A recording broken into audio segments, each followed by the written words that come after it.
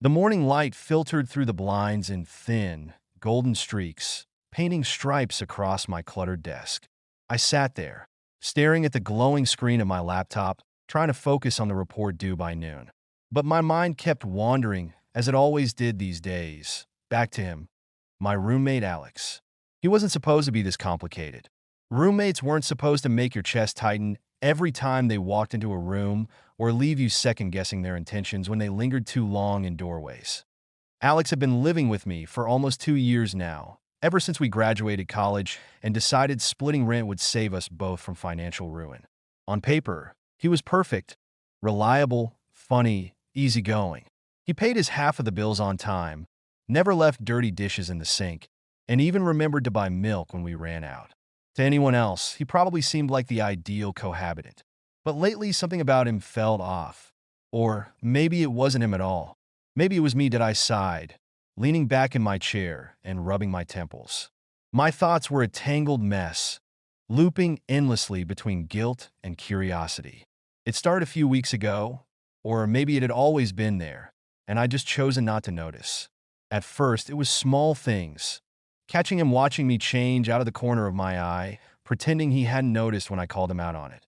"Oh, sorry," he'd say with that sheepish grin of his, scratching the back of his neck like he'd done nothing wrong. And then he'd walk away, leaving me standing there in my boxers, wondering if I'd imagined the way his gaze lingered just a little too long that at first I chalked it up to coincidence. People glance at each other. It's normal. But it kept happening. Not every day, but often enough that I couldn't ignore it anymore. The worst part? I didn't know how to feel about it. Part of me wanted to confront him, demand an explanation for why he kept doing it. Another part, the quieter, more dangerous part, liked it. Liked the way it made my skin prickle with awareness. Liked the way it forced me to think about him in ways I shouldn't. That I shook my head, trying to clear the fog of confusion clouding my brain. This wasn't helping me finish my work. Besides, what did it matter? Alex was straight. He had a girlfriend, Sarah, who came over once or twice a week. They weren't serious, but they were definitely together. So whatever weird energy existed between us was probably all in my head. Just another symptom of being stuck in this endless cycle of longing and loneliness. That MY phone buzzed on the desk, snapping me out of my thoughts. It was a text from my best friend, Mia. Asterisk, hey, you alive? Haven't heard from you in days. Asterisk, I smiled faintly, typing out a quick reply. Asterisk, barely. Work's killing me. Asterisk, she responded almost instantly. Asterisk, want me to come over tonight? Bring wine and bad advice? Asterisk, despite myself, I laughed.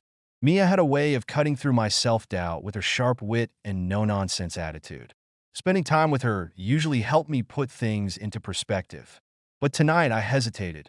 Alex would be home, and the last thing I needed was for him to overhear one of our conversations about my non-existent love life. He already teased me mercilessly whenever I mentioned dating, or rather, my lack thereof. You're too picky, he'd say, smirking. Or maybe you're holding out for someone special. His words always sounded innocent enough, but lately they carried an undertone I couldn't quite place. Like he knew something I didn't. Before I could respond to Mia, the sound of the front door opening pulled my attention away from my phone. Heavy footsteps echoed down the hallway, followed by the familiar jingle of keys being tossed onto the kitchen counter. Alex was home early. Great. I glanced at the clock. It was barely 3 o'clock. What was he doing here? Curiosity got the better of me, and I pushed away from my desk, padding barefoot toward the living room. Sure enough, there he was, lounging on the couch with his legs stretched out in front of him and a bag of chips resting on his lap. He looked up as I entered, his dark eyes meeting mine with an intensity that made my breath hitch. For a moment, neither of us spoke. Then he grinned, breaking the spell. "Hey," he said casually, popping a chip into his mouth. "Didn't expect to see you here." "Yeah, well, some of us actually have jobs," I shot back, crossing my arms over my chest. The comment earned me a laugh, low and warm, sending a shiver down my spine despite myself. God, I hated how effortlessly he could disarm me. "Touché," he said, leaning back against the cushions. "But technically, I do have a job. I just finished early today. Thought I'd surprise you." His tone was playful, but there was something beneath it. a flicker of uncertainty, maybe, or anticipation. I couldn't tell. Well, consider me surprised, I muttered, shifting uncomfortably under his gaze. Why did he have to look at me like that? Like he was seeing straight through me, past the walls I'd built to keep people out. It was unnerving, and yet, I couldn't bring myself to look away. For a while, we just stared at each other, the silence stretching taut between us like a wire ready to snap. Finally, Alex broke it, clearing his throat and sitting up slightly. So, how's work going? He asked, his voice softer now, almost hesitant. It's fine, I replied quickly, avoiding his eyes. Just busy, you know? He nodded, though I could tell he didn't fully believe me. That was the thing about Alex. He saw too much, noticed too much. Even when I tried to hide behind sarcasm or indifference, he always found a way to peel back the layers until he reached the truth. Sometimes it felt like he knew me better than I knew myself. And maybe that was the real problem. Because if he really did know me, if he could see the cracks in my carefully constructed facade, then he must have realized by now that I wasn't as indifferent to him as I pretended to be. That every stolen glance, every accidental brush of hands, sent sparks shooting through my veins. That I spent hours lying awake at night, replaying moments between us and wondering if they meant anything at all. But Alex wasn't supposed to mean anything. He was my roommate, my friend, straight, unavailable, completely off limits. And yet, here we were, caught in this strange limbo where nothing was said but everything was felt, where the air crackled with unspoken words and unresolved tension, pulling us closer even as logic screamed for us to stay apart. That I swallowed hard, forcing myself to take a step back. Anyway, I should get back to work, I mumbled, turning toward the hallway before he could respond. My heart was pounding, my palms slick with sweat. I needed space, distance, anything to break the spell he seemed to cast over me. Without even trying, yes, I retreated to my room. I heard him call after me, his voice tinged with amusement. Don't work too hard, okay? I closed the door behind me, leaning against it and letting out a shaky breath. This couldn't keep going on like this. Something had to give, but deep down, I already knew the truth. No matter how hard I tried to resist, Alex had burrowed his way under my skin, and there was no getting him out. It happened on a Tuesday night, of all nights. The kind of night where the world outside felt impossibly quiet, like even the stars were holding their breath. I had just finished dinner, a sad microwave meal that tasted more like regret than anything else, and was sprawled on the couch scrolling through social media when Alex appeared in the doorway. He looked different, not in an obvious way, but there was something about the set of his shoulders, the faint crease between his eyebrows, that told me something was weighing on him. You okay? I asked before I could stop myself. It wasn't unusual for us to check in with each other. We'd lived together long enough for small acts of concern to become second nature. But tonight, my question hung in the air longer than it should have. Alex hesitated, leaning against the doorframe with one hand shoved into the pocket of his hoodie. Yeah, he said finally, though his voice lacked its usual confidence. Just tired, I guess. I nodded, pretending to focus on my phone again, but my attention stayed fixed on him. Something was off. Normally, Alex wore his emotions lightly, brushing them aside with a joke or a shrug. Seeing him like this, guarded, almost fragile, was unsettling. And yet, it drew me in, like gravity pulling me toward a black hole I couldn't escape. Want to talk about it? I offered after a beat, glancing up at him. My tone was casual, but inside, my pulse quickened. Offering to listen felt dangerous. Like opening a door I might not be able to close once he stepped through. He shook his head, offering a tight smile. No, it's fine. Just work stuff. But instead of leaving, he lingered, his gaze drifting to the empty spot on the couch beside me. After a moment, he crossed the room and sank down next to me, close enough that our knees nearly touched.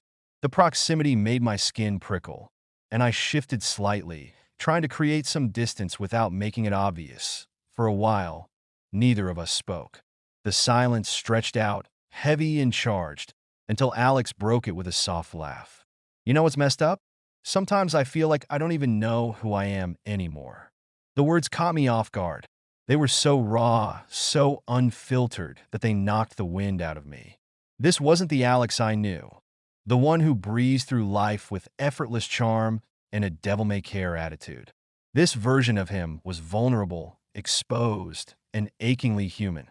"What do you mean?" I asked quietly, turning to face him.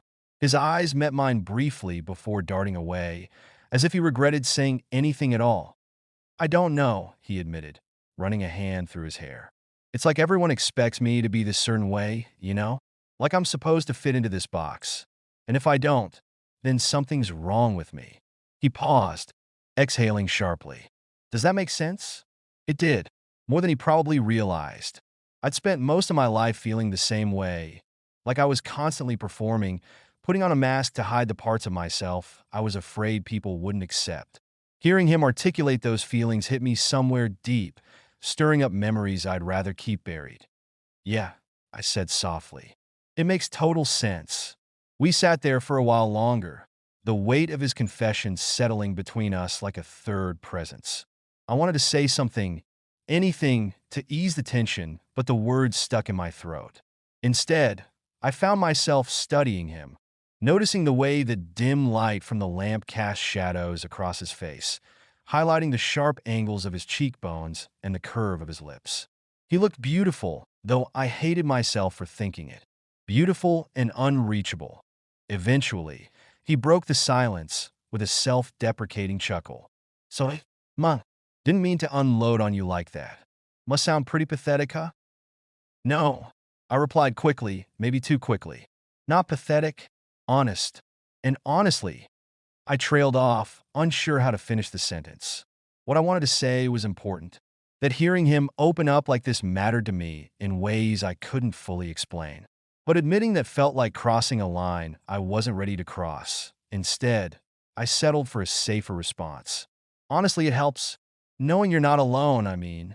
He smiled faintly, though there was still a sadness lingering in his expression. "Thanks," he murmured. Then, after a pause, he added, "You're good at this, you know, listening." The compliment caught me off guard, sending a flush of heat creeping up my neck. Thanks," I mumbled, looking away. "I try." Another stretch of silence followed, but this time it felt less awkward and more comfortable. Like we'd reached some unspoken understanding, a shared acknowledgement of the complexities we both carried beneath the surface. For a brief moment, I allowed myself to imagine what it would be like to let him in completely, to share the pieces of myself I kept hidden from everyone else. But just as quickly, I pushed the thought aside. Some doors weren't meant to be opened. When Alex finally stood to leave, stretching his arms above his head with a yawn, I felt a pang of disappointment. "Well, I should probably crash," he said, ruffling his hair absently. "Big day tomorrow, right?" I replied, forcing a smile. "Good night." As he disappeared down the hallway, I slumped back against the couch, letting out a breath I hadn't realized I'd been holding. My heart was racing, my thoughts spinning in circles as I replayed the conversation over and over in my mind. What had just happened? Was it possible that Alex felt the same disconnect, the same uncertainty about who he was supposed to be? Or was I reading too much into things, projecting my own fears onto him? The questions swirled endlessly, keeping me awake long after he'd gone to bed. By the time morning rolled around, I still didn't have any answers. But one thing was clear. Something had shifted between us. A crack had formed in the foundation of our friendship, letting in a sliver of light. And with it, the promise of something neither of us was ready to name. Over the next few days, things between us felt different. Not necessarily bad, but charged like the air before a storm. Alex seemed more subdued than usual, quieter, as if he were carrying the weight of whatever he'd confessed that night. Meanwhile, I found myself hyper-aware of his presence, acutely attuned to every glance, every word, every subtle shift in his demeanor. It didn't help that we kept finding ourselves in situations that blurred the lines between friendship and something more. Like the time I walked into the kitchen late one evening to grab a glass of water, only to find him standing shirtless in front of the sink, washing dishes. His back was turned to me, the muscles in his shoulders flexing with each movement. And for a moment, I froze, unable to look away. When he turned around and caught me staring, I stammered out an excuse about being thirsty and practically fled the room, my face burning with embarrassment, or the time we ended up sharing a blanket on the couch while watching a movie. At first, it was innocent enough. He draped the blanket over both of us without comment, and I didn't think twice about it. But as the hours passed, the warmth of his body seeped through the fabric, making it impossible to ignore how close we were. Every accidental brush of his arm against mine sent sparks shooting through my veins, leaving me torn between wanting to move closer and needing to put space between us. Each encounter chipped away at my defenses, exposing cracks I hadn't known were there. And the more I tried to convince myself that nothing was happening, the harder it became to deny the truth. Alex was getting under my skin in ways I couldn't control. Worse, I wasn't sure I wanted to stop him.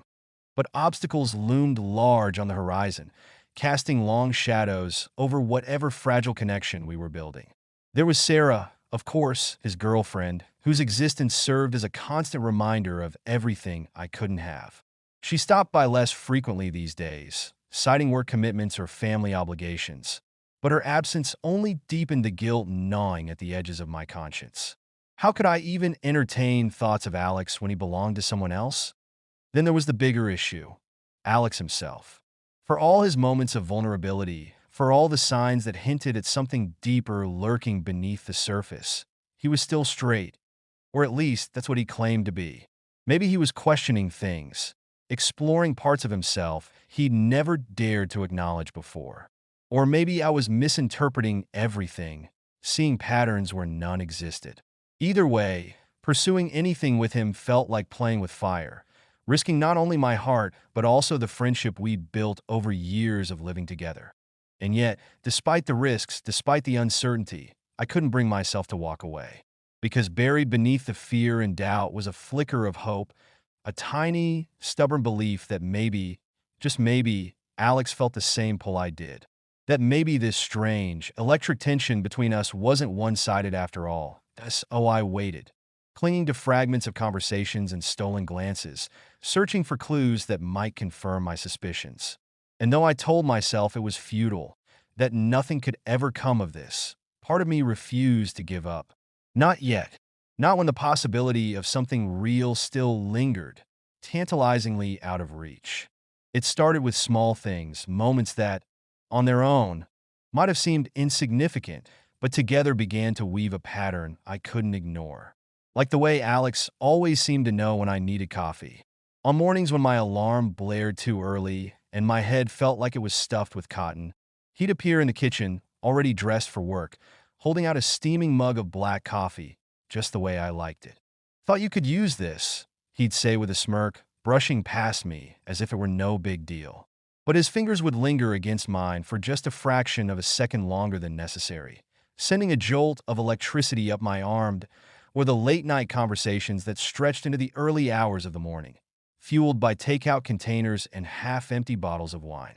We talked about everything and nothing, our favorite childhood memories, the books we'd read until the pages fell apart, the places we dreamed of visiting someday.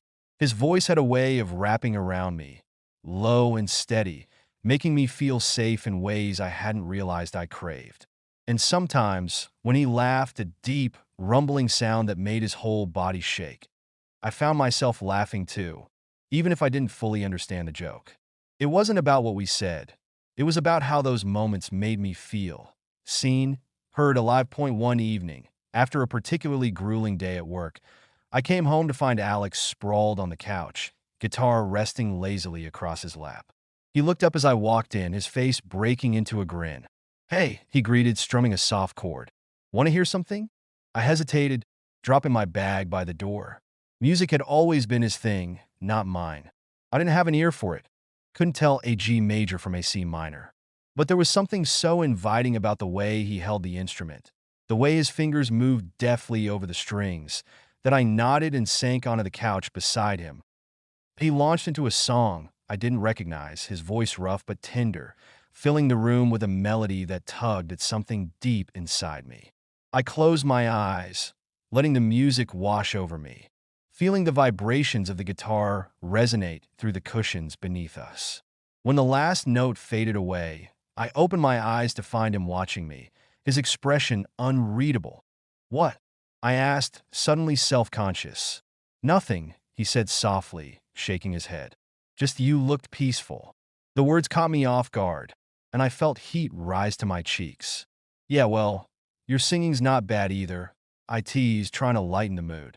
But the moment hung between us, heavy and charged, until he broke it with a chuckle and handed me the guitar. "Your turn," he said, nudging me playfully.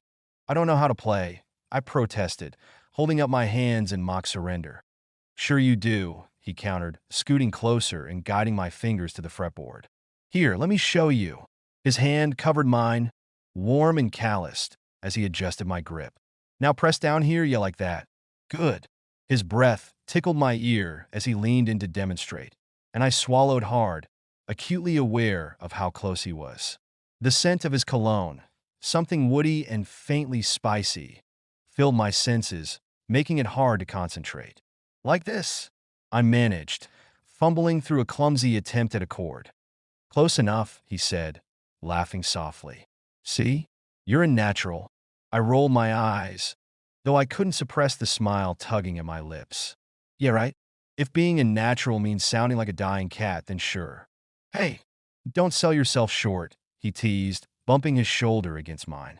"You've got potential. Just needs practice." We spent the next hour, or maybe longer, like that, him teaching me basic chords while cracking jokes about my lack of rhythm. By the end of it, my fingers were sore, and my stomach hurt from laughing so much. For the first time in weeks, maybe months, I forgot to overthink things, forgot to analyze every word and gesture for hidden meaning. Instead, I let myself exist in the moment, reveling in the simple joy of being near him. But as the days turned into weeks, those moments became harder to compartmentalize. Every shared laugh, every accidental touch, left me craving more. And yet, with each step forward, doubt crept in, whispering cruel truths I tried desperately to ignore. What if I was misreading everything? What if Alex's kindness, his attentiveness, meant nothing more than friendship? One afternoon, as we sat side by side on the balcony overlooking the city, I finally gave voice to the question that had been gnawing at me for weeks. "Do you ever think about settling down?" I asked cautiously, keeping my eyes trained on the skyline. "Like, finding someone who really gets you?" Alex was quiet for a long moment, and I braced myself for dismissal, for some flippant remark that would shut the conversation down before it went anywhere. But instead, he sighed, leaning back in his chair. "Sometimes," he admitted, "but it's complicated, you know? People expect certain things from you. They want you to fit into these neat little boxes, and if you don't," he trailed off, shrugging. "Anyway, why are you asking?" "No reason." I lied quickly, my pulse quickening. "Just curious." He studied me for a moment, his gaze piercing, as if he could see straight through my evasive answer. Then he smiled faintly, turning his attention back to the view. "What about you?" he asked. "Ever think about it?" My throat tightened, and I forced myself to take a sip of water to buy time. Did I dare tell him the truth? That yes, I thought about it all the time. That I wanted someone who would look at me the way he sometimes looked at me, with warmth and curiosity and something unspoken flickering in their eyes. But saying it aloud felt like stepping off a cliff, trusting that the fall wouldn't kill me. Instead, I shrugged, feigning nonchalance. "Maybe. I don't know. Seems like a lot of work." He laughed, though there was a hint of sadness in it. "Yeah, it is, but maybe it's worth it." The comment hung in the air between us, loaded with implications I wasn't ready to unpack. So I changed the subject, steering us towards safer territory, work, movies, anything to distract from the ache building in my chest. Yet even as we joked and teased each other, the weight of his words lingered, planting seeds of hope I knew I shouldn't nurture. For every moment of connection, there were others that reminded me of the distance between us. Like the time Sarah showed up unannounced, her presence casting a shadow over whatever fragile bond Alex and I were building. She was kind, smart, beautiful, the kind of person anyone would be lucky to have in their life. Watching them together, seeing the way she lit up around him, made me feel like an intruder in my own home. "You guys are cute," I said once, mostly to fill the awkward silence that settled over dinner one night. It was true, in a way they were, but the words tasted bitter on my tongue, leaving behind a sour residue I couldn't rinse away. Thanks, Alex replied, glancing at Sarah with a fondness that twisted my gut. We try. I forced a smile, excusing myself to clear the dishes before the conversation could go any further. In the kitchen, I leaned against the counter, gripping the edge so tightly my knuckles turned white. Guilt clawed at me, sharp and relentless, reminding me of everything I stood to lose if I acted on my feelings. This wasn't fair to Sarah, to Alex, or to myself. And yet, despite the guilt, despite the fear, I couldn't stop myself from seeking him out whenever she wasn't around. There was something magnetic about him, something that drew me in even as logic screamed for me to pull away. Like the time we decided to tackle the mountain of laundry piling up in the corner of the living room. What started as a mundane chore quickly devolved into a full-blown pillow fight, feathers flying everywhere as we chased each other around the apartment.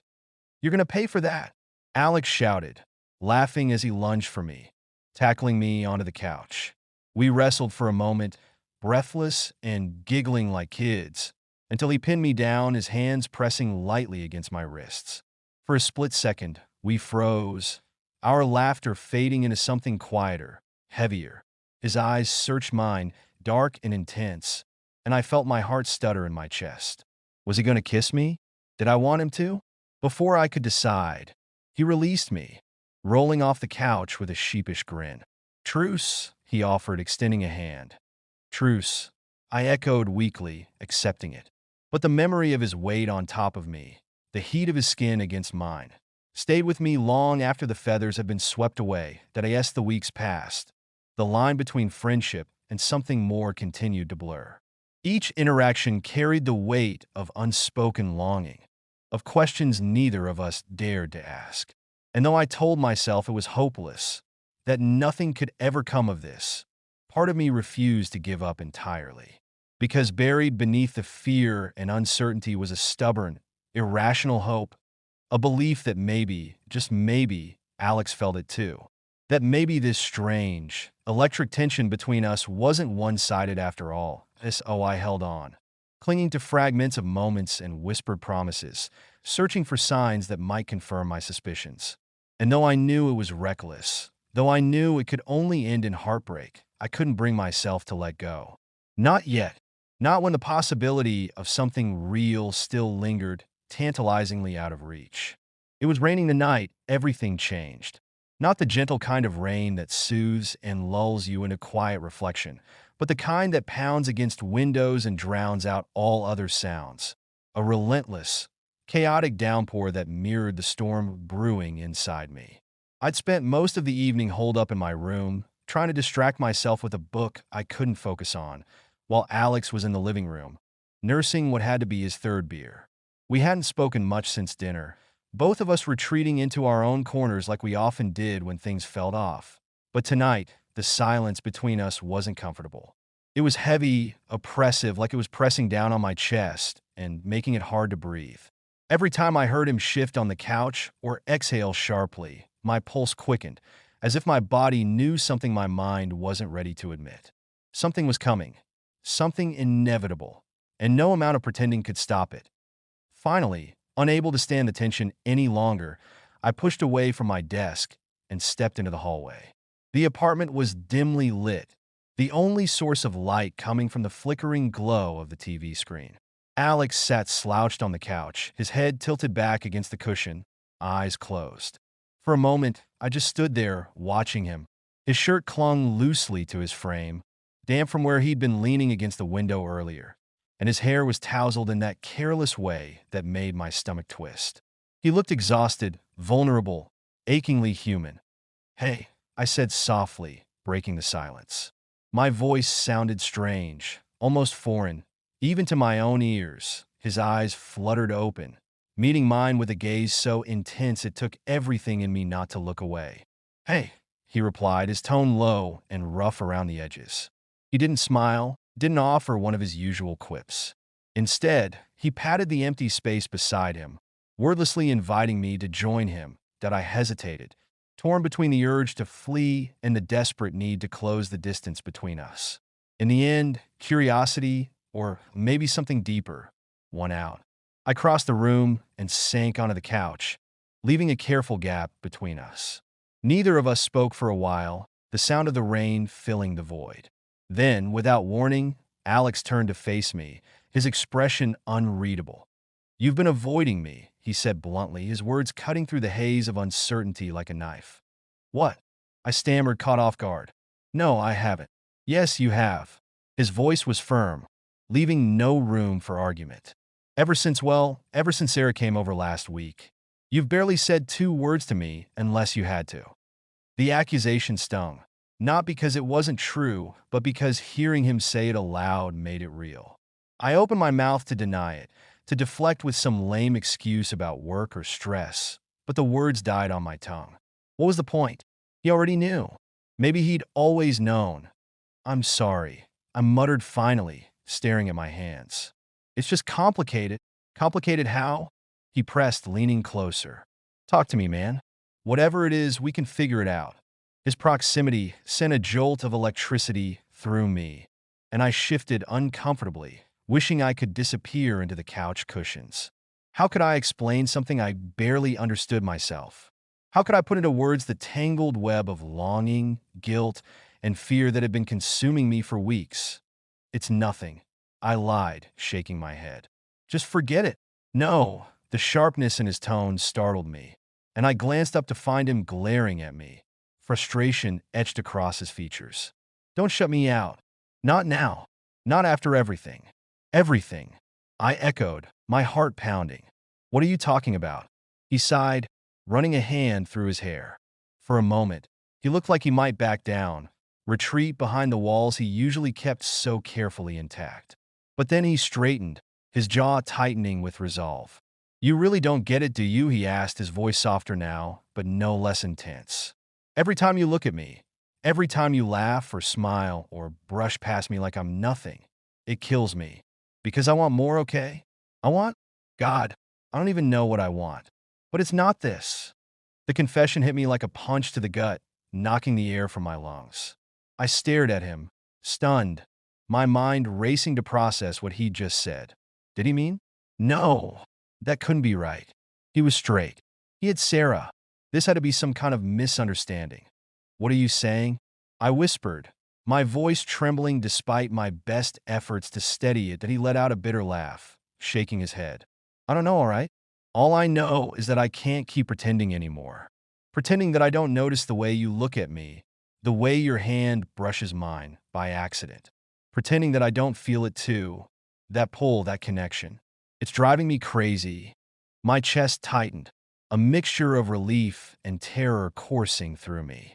Relief because I wasn't imagining things, because the feelings I'd buried so deep weren't one-sided after all. Terror because now there was no going back. Now we were standing on the edge of something neither of us fully understood, and taking the next step meant risking everything. I started, then stopped, unsure how to continue. How could I possibly articulate the whirlwind of emotions swirling inside me? Instead, I reached out tentatively, my fingers brushing against his. His hand was warm, solid, grounding me in a way I desperately needed. When he didn't pull away, I took a shaky breath and tried again. "I thought you were straight," I admitted, my voice barely above a whisper. "I thought I was imagining things." "So did I," he confessed, his thumb moving gently over my knuckles. "For a long time, I convinced myself that it didn't matter, that I could ignore it. But I can't. Not anymore." The honesty in his words undid me, unraveling the last threads of resistance I'd been clinging to. Without thinking, I leaned forward, closing the gap between us until our foreheads touched. His breath hitched, warm and uneven against my lips. And for a moment, we simply stayed like that, suspended in the fragile space between hesitation and surrender. Then, slowly, deliberately, he closed the remaining distance, pressing his mouth to mine. The kiss was soft, tentative, as if he were afraid I might vanish if he pushed too hard. But beneath the gentleness was an undercurrent of raw emotion, of years of unspoken longing finally spilling over. My heart raced, my hands instinctively reaching up to cup his face, pulling him closer. The world outside, the rain, the city, the endless noise, faded away, leaving only the warmth of his skin, the taste of his lips, the weight of his body against mine. When we finally broke apart, gasping for air, neither of us spoke. There was no need. Everything we'd been too afraid to say had passed between us in that single, life-altering moment. And though I knew the road ahead wouldn't be easy, knew there would be questions and challenges and sacrifices, I also knew one thing for certain. Whatever happened next, we'd face it together.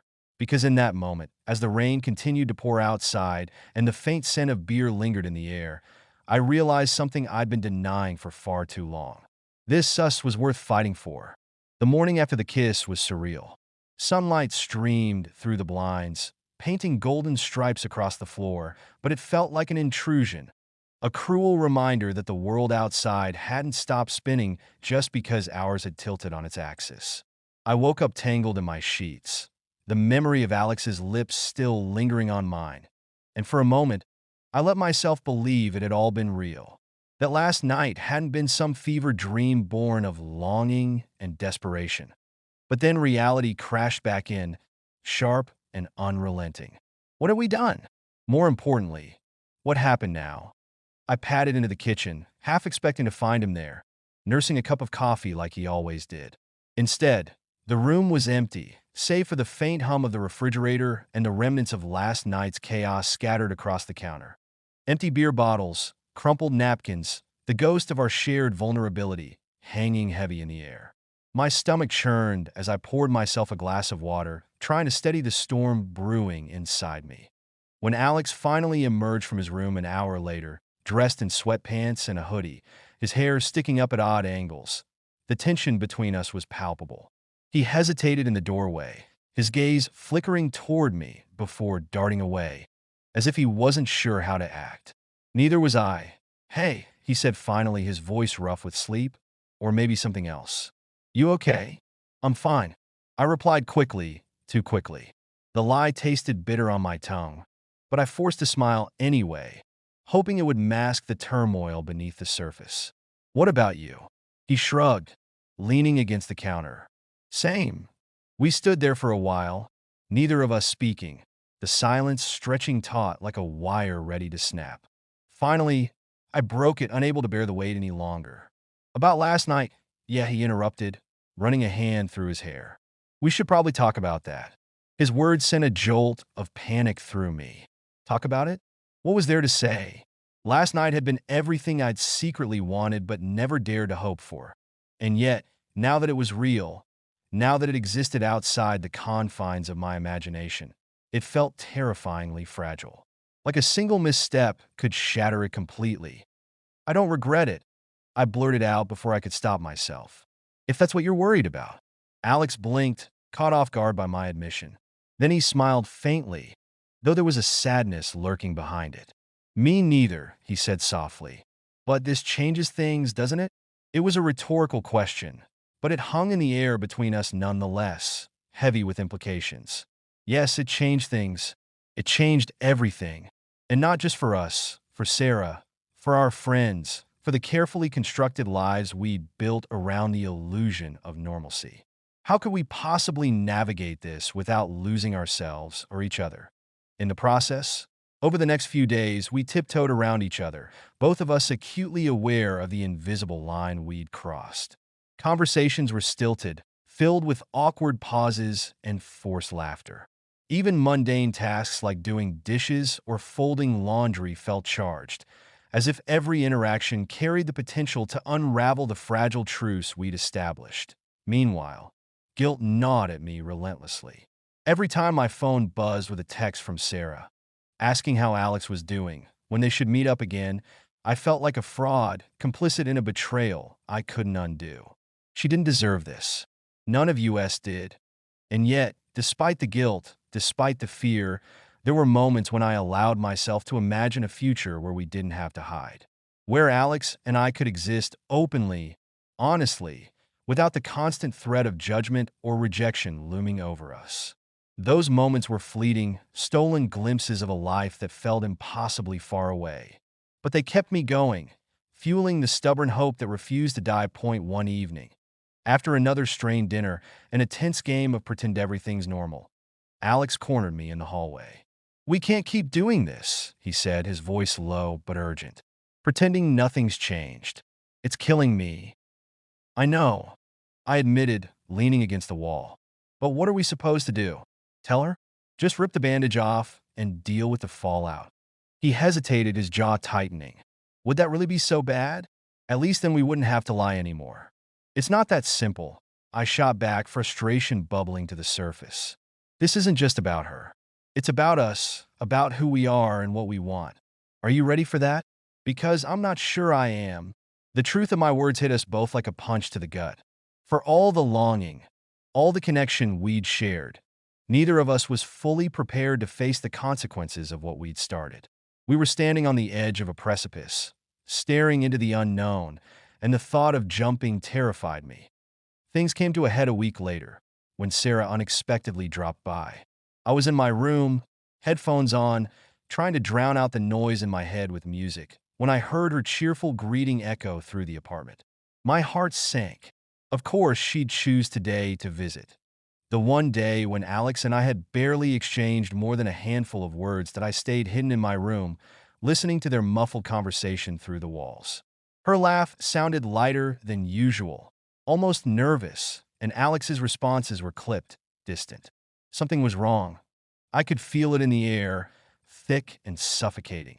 Finally, curiosity got the better of me, and I ventured into the living room. Sarah was sitting on the couch, twisting a strand of her hair around her finger, while Alex paced in front of her, his movements restless and agitated. When they saw me, Sarah offered a tentative smile. "Hey," she said, her voice tinged with uncertainty. "Didn't mean to interrupt." "You're not interrupting," Alex replied quickly, though his tone suggested otherwise. He glanced at me, his eyes pleading, and I knew instantly that something big was coming.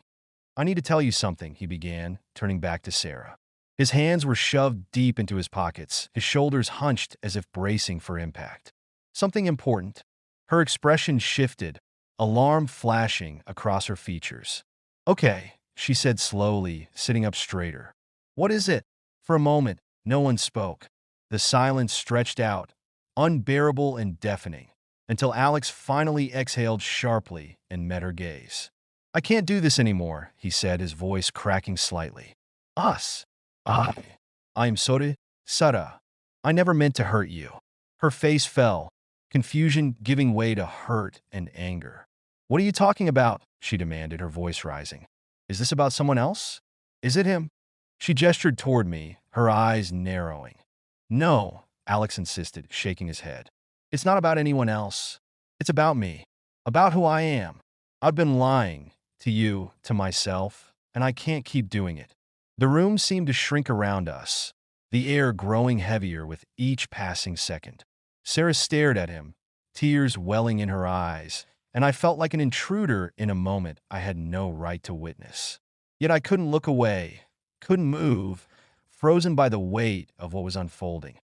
"I think I'm gay," Alex admitted finally, the words tumbling out in a rush. "Or bi. I don't even know.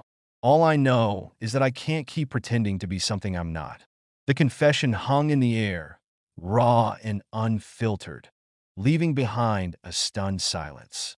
Sarah looked like she'd been punched, her face pale and stricken. For a long moment, she didn't speak, didn't move. Then, without a word, she grabbed her bag and bolted for the door, slamming it shut behind her.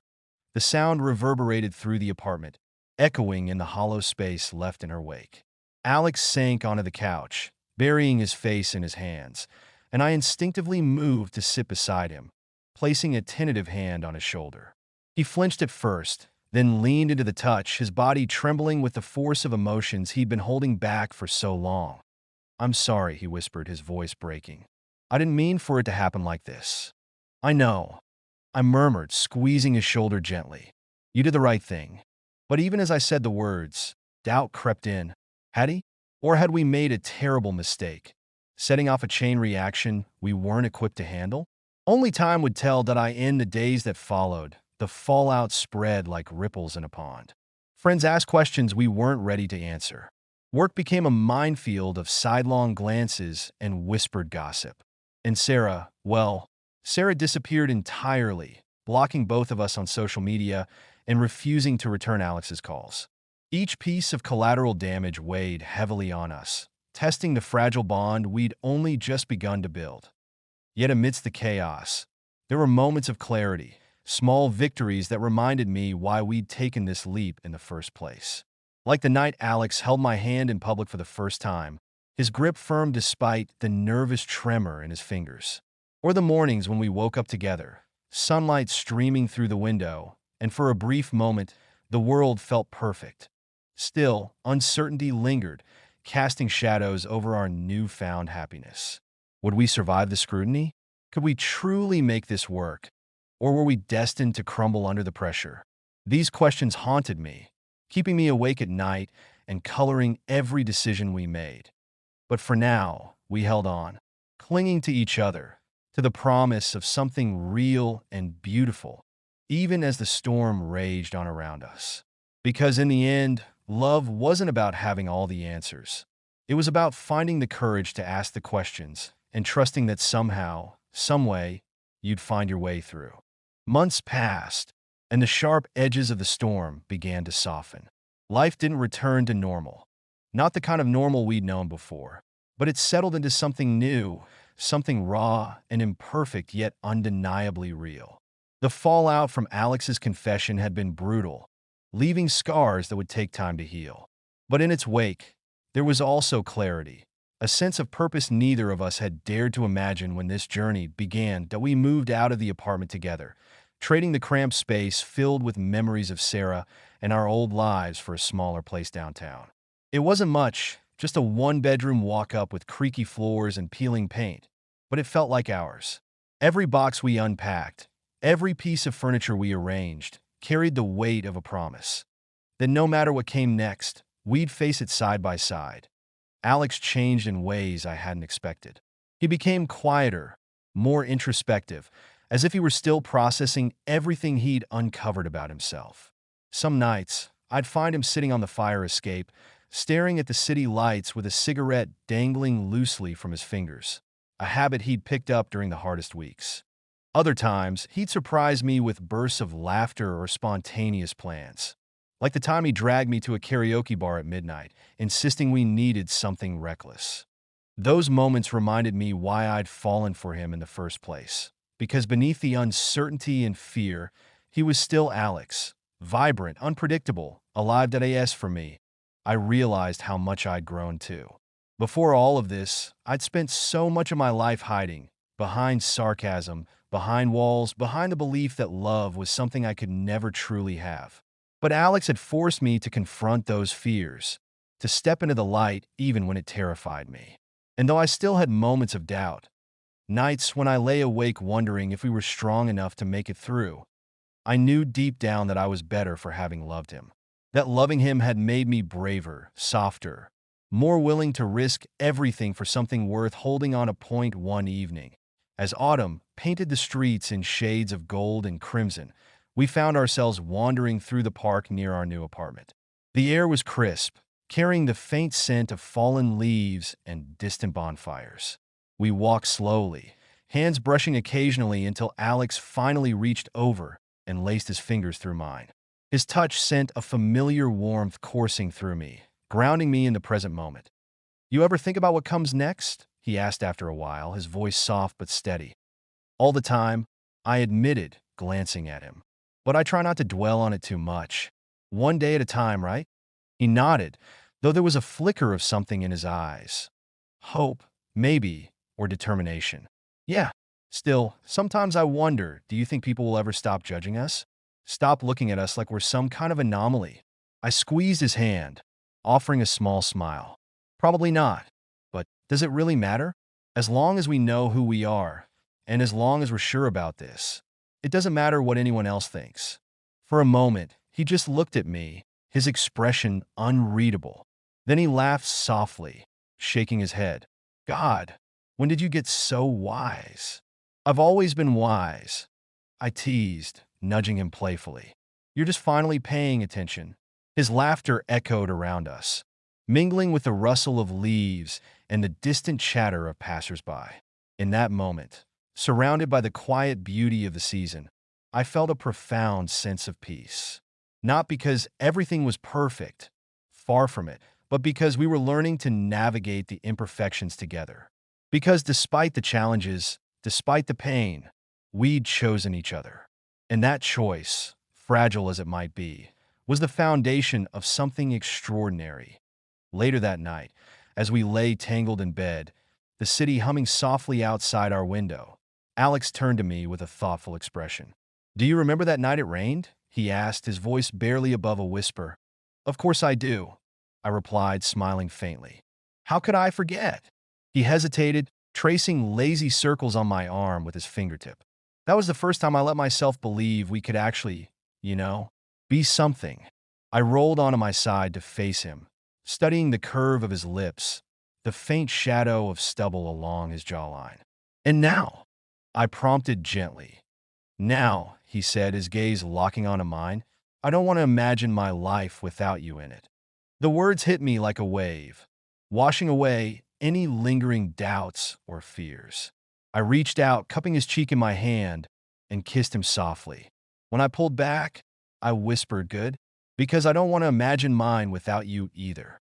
In the end, love isn't about finding someone who completes you. It's about finding someone who inspires you to become the best version of yourself. Someone who sees your flaws and loves you anyway, who stands beside you even when the world feels like it's crumbling around you. For Alex and me, that journey wasn't easy. It was messy and painful and full of moments where giving up seemed like the only option. But it was also beautiful, in the way sunlight filters through cracks in a broken wall, illuminating the strength hidden within us. I drifted off to sleep that night, Alex's breathing steady beside me.